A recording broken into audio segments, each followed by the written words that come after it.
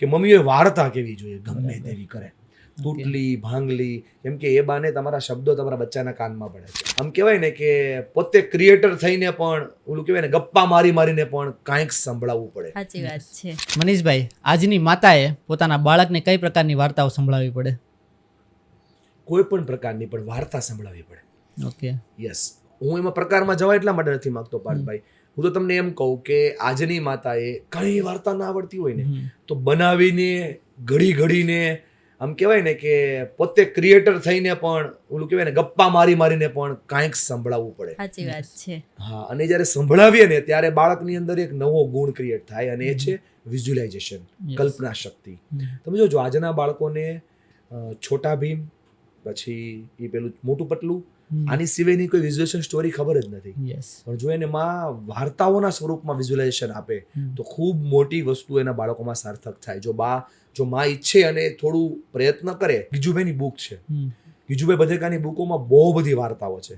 તમે એ વાર્તાઓ કરી શકો. ગાયત્રી શક્તિપીઠ દ્વારા બોધકથા નામની લગભગ 22 જેટલી બુકો છે, એમાં અલગ અલગ નાની નાની વાર્તાઓ છે. એ વાર્તાઓ તમે કહી શકો બાળકને રસ પડતા વિષયોમાં. જેમ કે નાના બાળકો હોય ને એને હાથી બહુ ગમે, એને સસલા બહુ ગમે, એને પ્રાણીઓ બહુ ગમે, તો એ પ્રાણીઓના મૂળની અંદર તમે જઈને વાર્તાઓ કરી શકો. જેમ કે એક્ઝામ્પલ આપું, મારા વાઈફ અને મારા મમ્મી, મારા પપ્પા જ્યારે મારો દીકરો કંઈક તોફાન કરે ને તો એને ખીજાય, બરાબર? એટલે હું જોઉં કે કઈ વસ્તુને લઈને ખીજાણા, તો હું એની સાંજે વાર્તા બનાવું અને એ વાર્તા હું મારા દીકરાને કહું.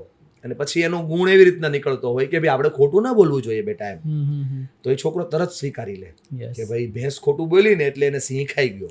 એ વાર્તા કે છે જ નહીં, પણ ભેંસ ખોટું બોલી એટલે નુકસાની થાય. એ જો બાળકને વાર્તાથી સમજાવી દો ને તો બહુ ઇઝીલી સમજાવી શકાય. એટલે તમારા પ્રશ્નને હું થોડો ક્લિયર કરું કે મમ્મીએ વાર્તા કેવી જોઈએ ગમે તેવી કરે, તૂટલી ભાંગલી, કેમ કે એ બાને તમારા શબ્દો તમારા બચ્ચાના કાનમાં પડે છે. ટોની રોબિન્સ એવું કહે છે દોસ્ત કે માના શબ્દોની અંદર પ્રેમ એટલે કે લવની ફ્રીક્વન્સી હોય અને જ્યારે ફાધર બોલે ત્યારે ઇન્સ્પિરેશન એટલે કે પ્રેરણાની ફ્રીક્વન્સી હોય. તકલીફ એ છે કે આજના બચ્ચાને બેમાંથી એકેય ફ્રીક્વન્સી મળતી. એટલે આજના બચ્ચાને પ્રેમ અને પ્રેરણા બંનેની જરૂર છે. પ્રોત્સાહન તો થોડું મોટું થાય પછી જરૂર પડે છે. આ 3 મનના ખોરાક છે, પ્રેમ, પ્રેરણા અને પ્રોત્સાહન. જેટલા સ્પીડથી આપો એટલા બચ્ચાનો ગ્રો પાવરફુલ થાય. લાઈફનો કોઈ મોટો ગુરુ? મારા લાઈફનો સૌથી મોટો કોઈ ગુરુ હોય કે જેને પરિસ્થિતિને હું ગુરુ કહું છું, પણ જે મને સૌથી વધારે એનર્જી આપે. તમે વસ્તુને લઈને પૂછો છો, વ્યક્તિને લઈને પૂછો છો, શેને લઈને પૂછો છો? વ્યક્તિમાં મારા સૌથી વધારે મને જે મોટિવ કરતા હોય, મને જે જીવનની પ્રેરણા આપતા હોય, તો હું હનુમાનજીને બહુ વધારે બિલીવ કરું છું. મારા ગુરુ હનુમાનજી છે. અને મારા પ્રેરણાત્મક ગુરુ કોઈ હોય તો મારા દાદા, જે આજે દુનિયામાં નથી, એ મારા દાદા મારા ગુરુ છે. આ 2 વ્યક્તિને હું મારા ગુરુ તરીકે સ્વીકારું છું. બાકી રોજ મારા ગુરુ બધા બને અને મને ગુરુ બનાવવા ગમે છે. હું તમને એક્ઝામ્પલ દ્વારા સમજાવું કે જ્યારે કોઈ વ્યક્તિ પાસેથી હું કંઈ શીખું છું તો એને ગુરુ તરીકે એક્સેપ્ટ કરું છું અને હું એમને એ ફીલ પણ કરાવું છું કે તમે આ વસ્તુના મારા ગુરુ છો. એટલે ગુરુ તો મને બહુ બનાવવા ગમે. અઢળક ગુરુ છે મારા અને રોજ હું ગુરુ બનાવવું અને ગુરુ પાસે શીખવું. ક્યાં વાત છે. અત્યાર સુધી કેટલા સેમિનાર કર્યા? લગભગ 45 જેવા. લગભગ. ક્યારે ભાભીને સાથે લઈ ગયા છો ખરા? ઘણી બધી વાર. બોલો છો તમે સ્ટેજ પર? ના, બોલતી નથી. હજી તો હું નવું શીખી છું. ઓકે, આ મારો પહેલો અનુભવ છે. બોલતા શીખી છે એટલે મને સ્ટેજ ફિયર કે એવું કાંઈ નથી, પણ સ્ટેજ ઉપર જાય તો શું બોલવાનું ને કે ખબર તો પડે નહીં, એટલે એમને જ શીખવાડ્યું છે મને. ઓકે, આમ ઈચ્છા ખરી અંદરથી કે? હા, બહુ ઈચ્છા છે અંદરથી, થોડીક નહીં. બોલશું ક્યારેક ફ્યુચરમાં, સાથ સપોર્ટ સહકાર એવું બધું મળશે તો. ના, બોલે છે. અત્યારે અમારી એકેડેમીના અમુક પ્રોગ્રામો, અમે વાચન જ્યોત કરીને એક પ્રોગ્રામ ચલાવીએ છીએ.